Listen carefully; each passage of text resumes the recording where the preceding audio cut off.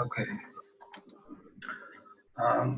It's a historical moment because it's the first time I present for an audience who is only in the virtual reality. So it's challenging, but I hope it's working as well. Um, as you know, Lemuel Gulliver, the protagonist of Jonathan Swift's satire, after his voyage to Lilliput, a land inhabited by a race of tiny people in part 2, arrives to Brobdingnag, the land of the giants, where the folks are about 22 meters tall and their step being 9 meters. Gulliver described his fate as he discovered one of the giant inhabitants on the peninsula as follows. I was struck with the atmosphere and astonishment, being quite dispirited with toil, and wholly overcome by grief and despair. I lay down between two ridges, and heartily wished I might there end my days. Well, he was struck with the atmosphere and astonishment, and he heartily wished he might there end his days. Heavy and depressing, isn't it? For a moment, let you imagine that you are Gulliver in the giant's land. Let you put yourself in a situation where everybody is huge but you. Put you into the shoes of a person who feels to be small and immature comparing to everybody who is around, who feels to be the participant of a strange and incomprehensible procedure, and who even doesn't speak and understand the language these people use. And allow the sensation march through yourself that these are not imaginations and feelings only, but this is the reality. As far as the language concerned, it is true that there is a person trying to interpret for you. However, she belongs to the giants too. The pivotal characteristics of the situation are the following. First, it's essential that the protagonist is a child in the adult's world, and he is the only one in that situation.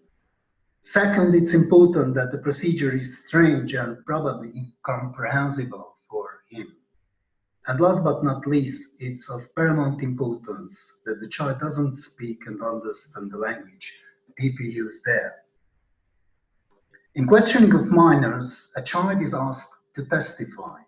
It's usually about maltreatment, about abuse, so the child is frequently traumatized. Moreover, there is a danger of traumatization or re-traumatization in the procedure. Plus, in our case, the child has no competence in the language used in the procedure.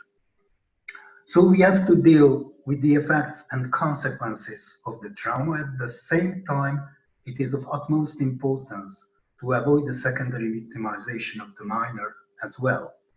We have to keep in mind the rights and the best interest of the child along the Hippocratic oath, primum nil nocere, above all do no harm. But at the same time, we have to achieve the aim of the procedure, since that's the reason we are there. If we split the professional participants only for didactic reasons, as the spirit of our project is just the opposite, cooperation, working together in a joint activity. So if we focus first on the legal participant, policeman, prosecutor, the person who asks questions during the hearing of the minor, the main goal here is to get as many and as precise information and evidence as possible. And we shouldn't forget that in many cases, the child is the only source of information, and the information she provides during interviews is the only evidence. Therefore, its quality is a serious concern. As it's an interpreter-mediated procedure necessary, we need an interpreter too, at least to solve the problems of communications. The interpreter's focus is on bridging the gap between the questioner and the child, the gap of different languages, and perhaps the gap of the social cultural differences with all the inherent dilemmas. The interpreter is there to resolve the speechlessness. I guess this is absolutely clear. Now let's see, how does it look like? What are the significant elements from the perspective of the psychologist?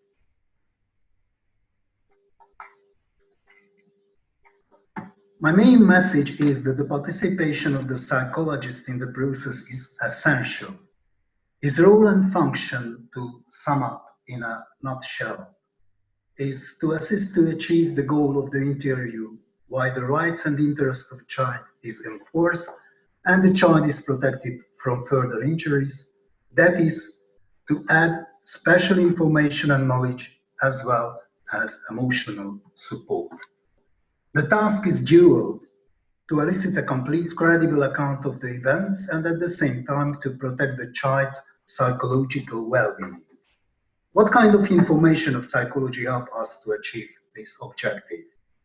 The most important are the knowledge about developmental stages, about vulnerability and trauma, about developmentally appropriate interview and protocols, and about opportunities and techniques of emotional support.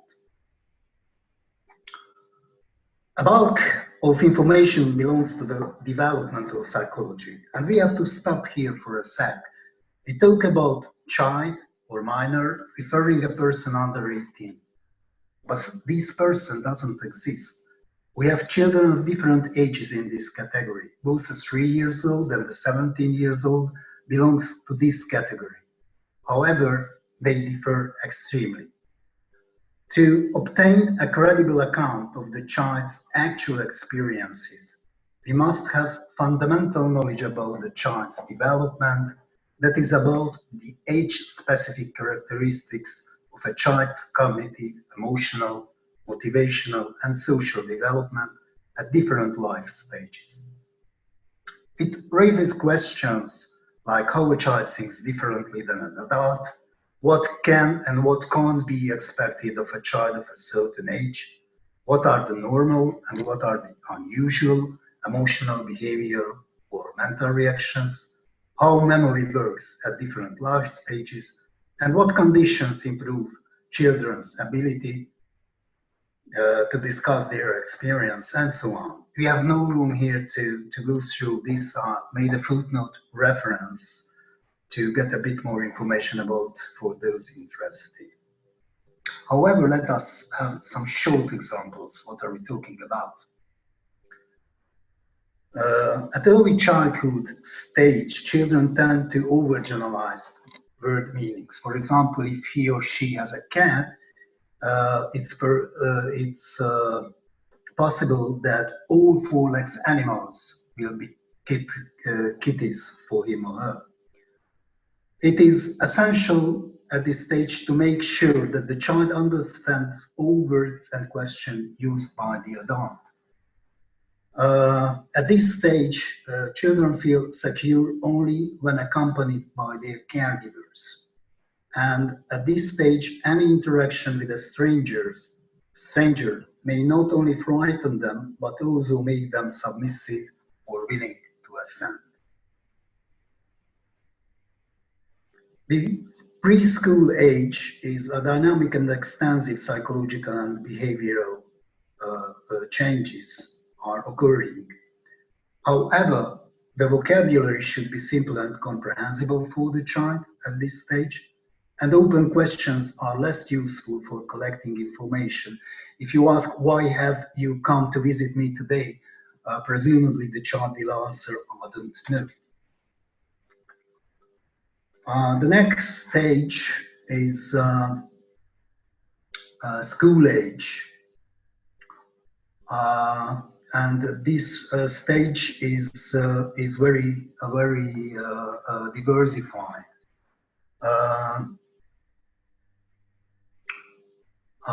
The interviewer should use most general open question, allowing the child to provide a free account. Children at school age are able to understand more elaborate statements and questions. Children are able to evaluate their own behaviors and actions further in moral terms. And early adolescence is a particularly difficult developmental stage for young individuals. Therefore, we should pay special attention to emotional factors that may disturb or hinder the minor, and motivations to testify. The psychological cost of participating in a legal procedure, that is what I'm thinking of. Potential reasons, for example, for making a false allegation could be the need of manifestation, gaining approval in the peer group, revenge, and things like this. Another topic of psychological relevance is vulnerability, trauma, and post-traumatic consequences. Children, as we told and wrote several times and places, are vulnerable per se because of their age, just because they are children. Besides the age, there are further vulnerability factors specifically related to the interpreter-mediated child hearings, namely the context of the legal process. They have to participate in a strange, incomprehensible adult game, which could easily become frightening. Language hindrance, the fact that they cannot use their own language in the procedure, and the significant possibility of being traumatized. The next question closely related to this is the trauma. As a lot of children in these processes were traumatized or are endangered by traumatization even during the legal procedure. It is important to learn how traumatic events affect children. The more we know, the more we will understand the reasons for certain behaviors and emotions and be better prepared to help children. Again, we have no room here and now to review this problem in details. However, it's important to highlight here as well that the signs of traumatic stress are different and young children react in another way than older ones. I put a chart on the slides as an example of this. The next topic is interview technique and interview protocol. Poorly conducted interviews may have terrible consequences. To avoid these and all the pitfalls of child questioning, we need special and evidence-based interview techniques. After decades of experimental and applied research conducted primarily by psychologists, we know and understand much more about children's memory, children's suggestibility and false memory, and the deteriorating effects of suggestive and leading questions on children's report, or about the importance of using open prompts. An evidence-based solution to improve interviewing standards is the NICHD protocol. It was designed to provide interviewers with an evidence structure, guiding them through each phase of the interview and helping to avoid poor questioning strategies that may lead to contamination or memory distortions. The NICHD protocol was developed in the 1990s to address shortcomings in the quality of interviews that were being conducted.